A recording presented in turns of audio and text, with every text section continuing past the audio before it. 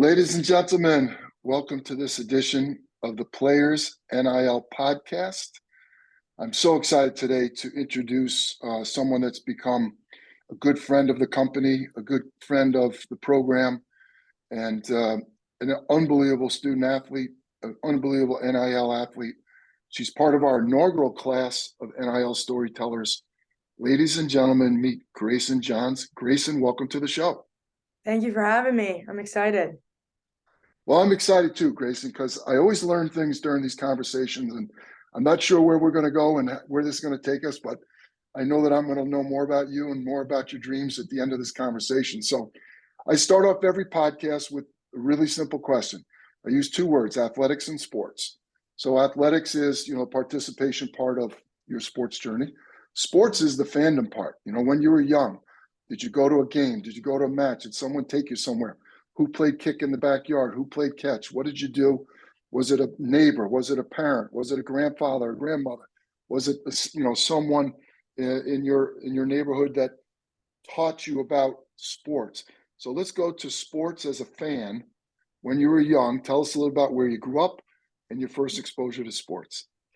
Yeah, so I grew up in Bethesda, Maryland. I lived in just a typical neighborhood, small yard, but everyone around me, all my neighbors were kind of my age. So we were always outside. Talking to my parents now, they always called me like the leader of the neighborhood kind of. I always would be the first one going outside, wanting to play tag and stuff like that with everyone. We played roller hockey. I mean, you name it, we were probably outside playing it. So I think I've always just kind of had like the competitive edge in me just because I'm always trying to beat the boys in the neighborhood. So yeah, it was always fun. I definitely was an active child growing up. So None of that surprises me. Who were some of the sports figures that you looked up to, or what teams did you cheer for down there in Bethesda? yeah, I honestly didn't watch a ton of professional sports. Growing up for sure, I really enjoyed watching soccer. And at the time growing up, I really enjoyed watching Hope Solo. She was the goalkeeper for the U.S. national team. That whole team with Abby Wambach, all of them, Carly Lloyd. I just remember sitting in my living room during the World Cup and all that stuff with my mom, just yelling at the TV as if they could hear us. I have some great memories watching the U.S. national team growing up with my family. But Yeah, I'm not surprised that you fit right into that demographic. I think they won 2 World Cups during your formative years. So you enjoyed kicking the snot out of the boys in the neighborhood. You enjoyed watching soccer. Tell us about your athletic journey now. When you started playing, your first teams, your travel teams, and then get to when did you realize, oh, I actually could do this in high school and maybe even beyond. So tell us a little bit about your athletic journey. yeah, so I think I was good growing up. I don't think I was great. I think it really took until my junior year of high school where I realized that I was really good and wanted to kind of pursue that at the next level. I just didn't really know what that entailed. I thought when I was a freshman, sophomore, I was going to Division I ID camps and stuff like that. I thought I could go to a top 10 school. I found out very quickly that is a lot harder and something that I didn't really want to do. So then just looking at the Division III level, it just kind of worked for me. It worked with my family. It worked for me academically. It worked socially, and then the athletic piece fit perfectly. So yeah. I love that story because at the Players NIL we talk about using athletics to better our lives, and unfortunately, we sensationalize the Hope Solos, the Abby Wambachs, the stars, right? And God bless them, incredible talent, incredible work ethic, all those things, the sacrifice, to get to that level. But even the Division I level, and I know you work with Division I athletes now, we'll talk about that, but it's a big commitment. But I don't think Division III is any less of a commitment. It may be a different level of athlete, but you're still a student athlete.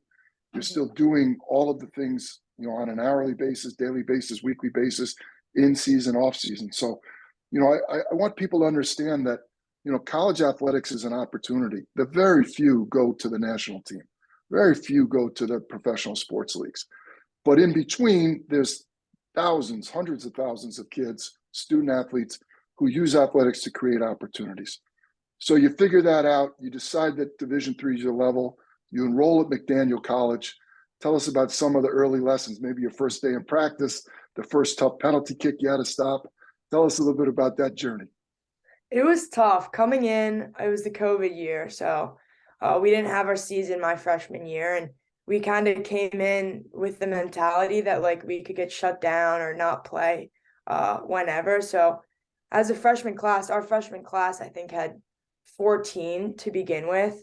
I think now we're at 10. But yeah, it was tough for sure. We didn't have a season in the fall. Practices were really rough. We weren't allowed to share balls with each other, so we couldn't pass. We were all separated. We have two fields right next to each other. We were all separated out across the two fields. Everyone was in like a 6x6 box, just kind of doing ball work, and it sucked. Like it was tough. It was tough, but I think that it kind of put a mentality in all of us that we don't know when the last time that we could play is. So going into then my sophomore season, it kind of taught us the lesson that every single practice could be the last. And that's the year that we won the conference championship. So I like to think that mentality of just the grittiness and the hard work and not really knowing when or if we could get shut down because of a pandemic kind of helped pave that for us. But yeah, it was definitely rough my freshman year. But at the end of the day, like that's probably one of the biggest lessons. And looking back on it now, I'm very thankful for the pandemic and just the way that it kind of shaped our program and all of like our mentality. So. Yeah, I think the pandemic made all of us take a step back and realize how fortunate we were when we had less restrictions and less health concerns. And good for you for recognizing that. So you've used athletics to better your life. You get to college, you're having a great experience as a student athlete. It's some of the best friends of your life, probably for the rest of your life, and great experiences. But you have this little twitch in you, I'm going to guess. You have this entrepreneurial bug.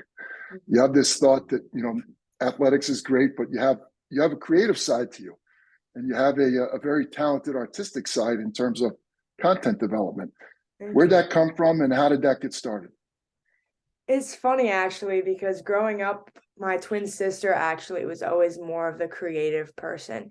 She was the one that got the GoPro for her birthday. She was the one that got the photography camera. So it's just kind of funny seeing like the switch, I guess. But yeah, it's been a lot of fun. I didn't really know that I had a creative side until I picked up the camera my junior year of high school. And everything just kind of fit into place. And I'm very grateful to be where I'm at right now. And I just want to keep growing and building as a content creator. We talk about, first of all, I want to say that that's very interesting that you're a twin, because I interviewed Gib Versfeld the other day. He's a twin as well. Yes, I didn't know that. Maybe there's a common theme here. But so you're a junior in high school. You start to create things. What was the first thing that you remember that you created? You still have it on digital file somewhere? Oh yeah, it's on YouTube. You can go find it if you. It's bad. And I thought it was really good. I mean, at the time it was really good, but it's on YouTube. I was kind of embarrassed to be doing it, so I stood in the press box of a girls lacrosse game at my high school, and I stood in the press box. I was filming from the press box. No one knew I was there. It's not good compared to what I'm doing now. It's just not good. It's a lot of fun looking back on it, just looking back on the old projects that I did. But everyone loved it, and I absolutely fell in love with the process. I think a few weeks later, I kind of stepped out of my comfort zone and decided to film from the sidelines. But yeah, that's when it started. And it just had kind of taken off from there. But it's crazy. All those videos are still up on YouTube, so it's funny to go back and and look at the old stuff. But yeah. We'll have to Google Grayson Johns on YouTube. I love it. So you've obviously come a long way, and it's interesting. We talk about NIL, and that's what we're going to get to. But I often tell people, you don't start an NIL journey or personal brand journey the day you step on campus in college. I think it starts in high school. You were starting to prepare athletically, but you also started to prepare for your passion, for your, what may end up being your career. So tell us what you're doing now in terms of content creation, your relationship with Johns Hopkins University, which is how we met, and a little bit about your professional thought process right now. Yeah, so I right now am a freelance content creator. I work pretty much part-time, full-time at Johns Hopkins University for the men's and women's lacrosse programs there. Primarily in the spring, I'm posting, I'm doing everything on their social media accounts. I'm just creating a ton of content. One of the coaches the other day told me that he wants to stay in players' hands, and I kind of took that, and that's kind of just something that has stuck with me personally, and also like career-wise. Just staying in people's hands. People are constantly scrolling on social media, and it's a huge thing for recruiting. Just staying in people's hands, which will translate to then staying in their minds. But yeah, I'm in the spring. I'm go with the content stuff, while also balancing the academics and the athlete side back at McDaniel. But it's been a lot of fun. In the summer, I try and do a ton of freelance work and just work with a ton of different people, just expand my personal network while still working with Johns Hopkins every now and again, just doing some freelance work. And then in the fall, I kind of shut all of that off and focus on the academics and my athletic career, just because I don't have time to do both when I'm in season. And I recognized that last year. I tried to do it, and then I realized that I couldn't. So it's a good decision, though. It's nice to be able to just kind of take a step back and spend quality time with my teammates and really focus on my grades in the fall. Awesome. So I have a creative question. So when you show up at the field, video content, story is storytelling, right? That's what, I tell people all the time about NIL. It's really storytelling. It's telling the story of your brand. You happen to use a medium, a video medium. When you show up at the field, do you have a preconceived notion of the story you want to tell, or how do you create the story? Is it just something you just shoot and then you do it in editing? Where's the storytelling part of your thought process go? So I have a notebook that has just a ton of different thoughts and ideas. A lot of the times I'll just be driving, or I'll be in the shower, or I'll be asleep, and I just come up with like these ideas, and I'll just write them down in my notebook as soon as I can. And I try and do a lot of planning of what shots I want. I think it was 2 weeks ago, Johns Hopkins, the men's lacrosse team, it was their last day of practice, and they had like a sixes championship. And it was at, I think, 6:30 in the morning is when the game started. So I knew the sun was going to be rising, and I kind of wanted to create something that involved the sun. So there was a bit of creative planning that went into that. I do try and plan a lot of my video stuff just because it makes my life easier when I go to edit and have some type of storyboard of what I want to do. But also a lot of it just depends on what I'm able to get when I actually am out on the field. Game days are tough just because I'm trying to make every game a little bit different and trying to get different shots and different clips. But at the end of the day, like, a lacrosse game is a lacrosse game. So I try and get as creative as possible on game days. But the practice days are when I can really kind of expand the type of shots that I want to get and really just get creative with it. So if I see a 30-second clip on TikTok or YouTube or whatever, how many minutes or hours of content go into that? What's the condensed rate look like?